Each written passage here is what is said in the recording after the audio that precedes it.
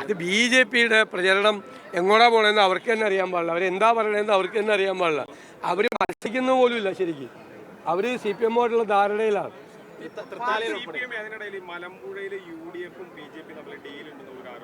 ആര് പറഞ്ഞു? അതൊക്കെ വെറുതെ മറ്റതും മറച്ചു വയ്ക്കാൻ വേണ്ടി പറയുന്നതല്ലേ. നിങ്ങളൊരു കാര്യം മനസ്സിലാക്കേണ്ടത്, BJP കേരളത്തിലെ കോൺഗ്രസിനെ അധികാരത്തിൽ വരാതിരിക്കാൻ വേണ്ടി അവർ ശ്രമിക്കുകയാണ്. കോൺഗ്രസ് അധികാരത്തിൽ വരരുതെന്നാണ് അവരുടെ ആഗ്രഹം.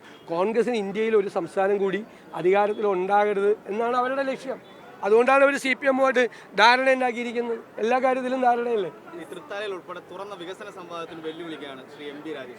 ഞങ്ങളെല്ലാവരും തയ്യാറാണ് വികസന കാര്യങ്ങളിൽ. അതല്ല, ഞങ്ങൾ തയ്യാറാണല്ലോ. ഞാൻ മുഖ്യമന്ത്രിയായിട്ട് തയ്യാറാണെന്ന് ഞാൻ പറഞ്ഞല്ലോ.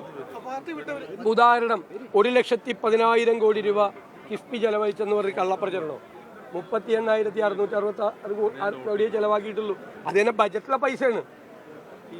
ബജറ്റിൽ സാധാരണ എല്ലാ വർഷവും പല വർഷങ്ങളായി 4-5 വർഷമായി ചെലവാക്കേണ്ട പൈസ എല്ലാം കൂടി എടുത്തിട്ട് ചെലവാക്കി.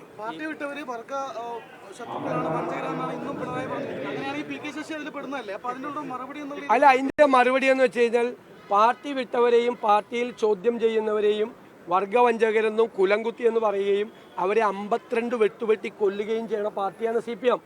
മനസ്സിലായില്ലേ? CPM തകർച്ചയിലേക്ക് പോവുകയാണ്. തകർച്ചയിലേക്ക്.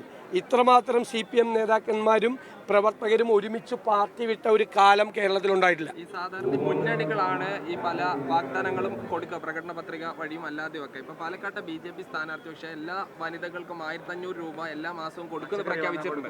ഞാനെന്ത് പറയാനാണ് അതിനെക്കുറിച്ച്? ഈ പാചകവാതക പ്രതിസന്ധിയിൽ പാർലമെന്റിൽ കോൺഗ്രസ് വലിയ പ്രതിഷേധമാണ്. തീർച്ചയായിട്ടും പാചകവാതക ലഭ്യത ഉറപ്പുവരുത്തിയതാണ് കേന്ദ്ര ഗവൺമെൻറ്. അത് തരാതായപ്പോഴാണ് ചെയ്യുന്നത്. അതുപോലെ നിങ്ങൾ വിചാരിക്കുക, ഈ ഞങ്ങൾ ഉന്നയിച്ച ആരോപണം ഇപ്പോൾ ശരിയായില്ലേ? ശബരിമല സ്വർണ്ണക്കൊള്ള കേസിൽ ഇതുവരെ കുറ്റപത്രം സമർപ്പിച്ചിട്ടില്ല. ഇന്ന് വന്ന വാർത്ത തെരഞ്ഞെടുപ്പ് കഴിയുമെന്നാണ്. അപ്പോൾ SITയുടെ മീതെ, ഹൈക്കോടതി നിയോഗിച്ച SITയുടെ മീതെ മുഖ്യമന്ത്രിയുടെ ഓഫീസ് സമ്മർദ്ദം ചെലുത്തിയിട്ടാണ് ഈ കുറ്റപത്രം സമർപ്പിക്കാത്തതും ഈ പ്രതികളായ ആളുകൾക്ക് സ്റ്റാറ്റ്യൂട്ടറി ജാമ്യം കിട്ടിയതും. ഈ കേസ് എങ്ങും ഇല്ലാതെ തീരാൻ പോവാണ്, എങ്ങും എത്താതെ തീരാൻ പോവാണ്. അതായത് പ്രതികളെല്ലാം പുറത്തിറങ്ങി തെളിവുകൾ നശിപ്പിക്കുകയാണ്. അപ്പോൾ ശബരിമല അയ്യപ്പൻ്റെ സ്വർണം കൊള്ള ചെയ്ത കേസിലെ പ്രതികൾ ഇപ്പോഴും പാർട്ടി നേതാക്കന്മാരാണ്. ഒരാൾക്കെതിരെ അച്ചടക്ക നടപടി പോലും CPM എടുത്തിട്ടില്ല. മുഖ്യമന്ത്രിനും മറുപടി പറയണം.